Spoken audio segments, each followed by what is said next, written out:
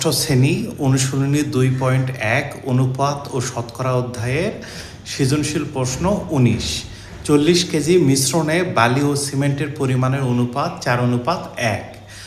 এর আগের ভিডিওতে আমরা ক ও খ দেখেছি। এবার গ নাম্বার 156 কেজি মিশ্রণে বালি ও সিমেন্টের পরিমাণের অনুপাত 7:6 হলে মিশ্রণটির বালি ও সিমেন্টের পরিমাণ বের করো। দেওয়া আছে মিশ্রণের পরিমাণ 156 কেজি, বালি ও সিমেন্টের অনুপাত 7:6।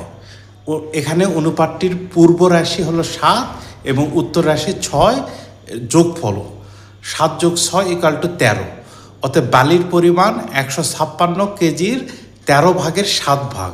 তাহলে 13কে 13 দিয়ে ভাগ করলে 1, আর 13কে 156কে 13 দিয়ে ভাগ করলে 12। তাহলে 12 আর 7 গুণ করলে 84 কেজি। তাহলে বালির পরিমাণ হলো 84 কেজি এবং সিমেন্টের পরিমাণ 156 কেজির এই 13 ভাগের 6 ভাগ।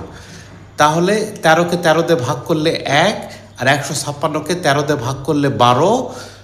12 আর 6 গুণ করলে 72 কেজি। অতএব সিমেন্টের পরিমাণ 72 কেজি।